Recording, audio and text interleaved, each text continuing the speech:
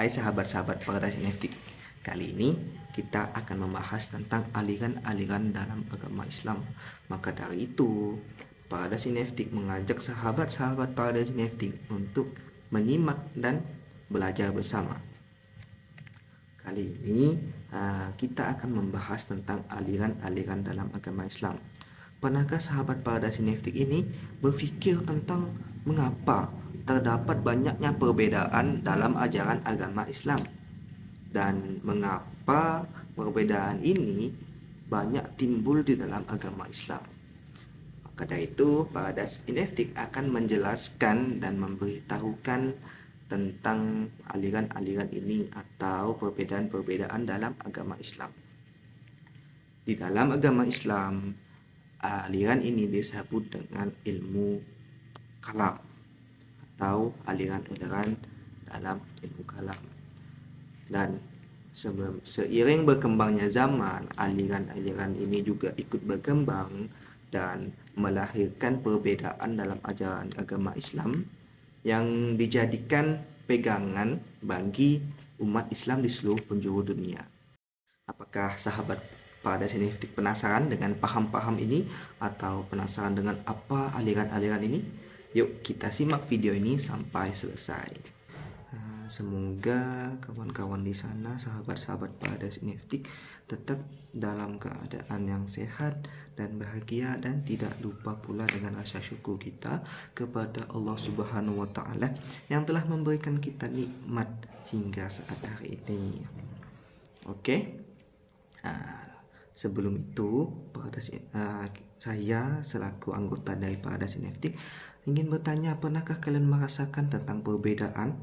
Seperti halnya tentang perbedaan dalam suku, perbedaan dalam budaya, perbedaan dalam tradisi, perbedaan dalam bahasa, dan juga perbedaan dalam agama Islam. Tentu saja kita sudah pernah merasakannya. Mungkin salah satu sahabat Paradise NFT ini bertanya, "Kak, mengapa di dalam agama ini masih terdapat perbedaan?" Nah, untuk lebih jelasnya, mari kita simak video ini sampai selesai, oke? Di video kali ini, kita akan belajar bersama-sama tentang macam-macam aliran ilmu kalam dan pengertiannya. Juga di video kali ini kita menyediakan tujuan pembelajaran agar sahabat-sahabat Paradise NFT ini tahu untuk apa video ini. Tujuan pembelajarannya itu ialah mengetahui macam-macam aliran di dalam ilmu kalam dan mengetahui pengertian dari aliran-aliran tersebut. Mungkin sahabat-sahabat Paradise NFT ini sudah mengetahui bahwa ada 7 aliran di ilmu kalam. Aliran yang pertama ada Khawarij, yang kedua ada Syiah, yang ketiga ada Murji'ah, dan yang keempat ada Jabariyah, dan yang kelima ada Qadariyah, dan yang keenam ada Mu'tazilah, dan yang terakhir adalah Ahlul Sunnah wal Jamaah. Itulah tadi macam-macam aliran ilmu kalam. Kita akan membahas tentang pengertiannya. Namun di video kali ini kita akan membahas 2 aliran saja. Yang pertama ialah Khawarij dan yang kedua adalah Syiah. Aliran yang pertama akan kita bahas adalah aliran Khawarij. Aliran Khawarij muncul pada pemerintahan Khalifah Ali bin Abi Thalib pada tahun 36 sampai 40 tahun Hijriah. Ali bin Abi Thalib adalah khalifah keempat yang menggantikan khalifah sebelumnya, yakni Utsman bin Affan. Setelah Khalifah Ali sah menjadi pemimpin pada saat itu, Khalifah Ali berpendapat bahwa prioritas saat itu adalah menstabilkan keadaan yang kacau, barulah menindaklanjuti pembunuhan Khalifah Utsman bin Affan. Namun pendapat itu ditolak mentah-mentah oleh Muawiyah bin Abu Sufyan karena tidak puas dengan kebijakan yang diambil oleh khalifah tersebut, hingga mengakibatkan pecahnya perang Siffin pada tanggal 26 sampai 28 Juli tahun 657 Masehi. Perbedaan pendapat tersebut memicu perangnya antara Ali bin Abi Thalib dengan Muawiyah dikarenakan perbedaannya pendapat. Muawiyah bin Abi Sufyan menolak mentah-mentah untuk mengakui Ali bin Abi Thalib sebagai khalifah pengganti Utsman. Penolakan tersebut dilakukan karena Muawiyah menganggap khalifah berada di balik peristiwa pembunuhan Utsman bin Affan. Dalam peperangan Siffin antara Ali bin Abi Thalib dengan Muawiyah bin Abi Sufyan, pasukan Khalifah Ali hampir saja memenangkan peperangan. Akan tetapi, pasukan Muawiyah yang dipimpin oleh Amas bin Al-Ash kemudian memerintahkan mengangkat Al-Quran di tiap ujung tombak sebagai simbol untuk melakukan tahkim atau jalan damai. Khalifah Ali pun menerima ajakan tahkim tersebut dari pihak Muawiyah. Namun, ada pihak di dalam pasukan Ali yang tidak menyetujui keputusan ini. Kelompok tersebut kemudian keluar dari barisan Ali, yang kemudian dikenal dengan nama golongan Khawarij.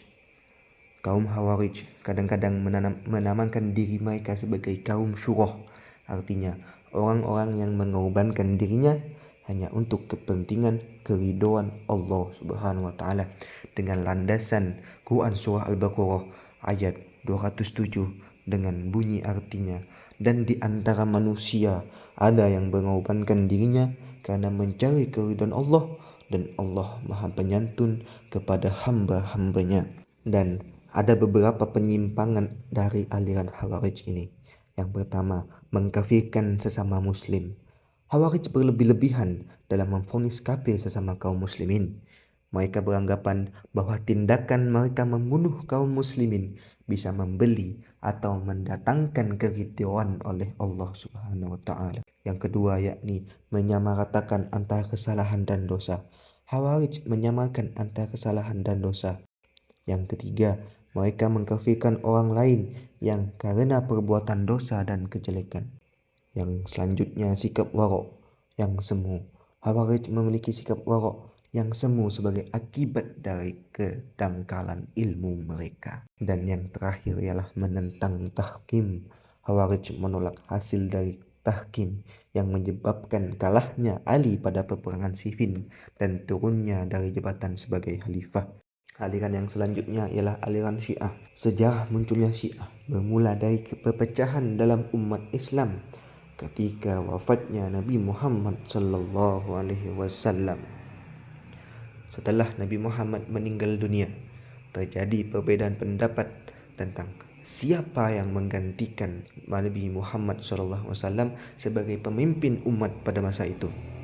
Sebagian besar berpendapat bahwa pemimpin itu harus dipilih secara demokratis, sedangkan pihak yang lain percaya bahwa pemimpin itu harus berasal dari keturunan Nabi langsung, yakni dari keluarga Ali bin Abi Thalib. Perbedaan ini memunculkan dua kelompok besar dalam Islam, yakni Sunni dan Syiah.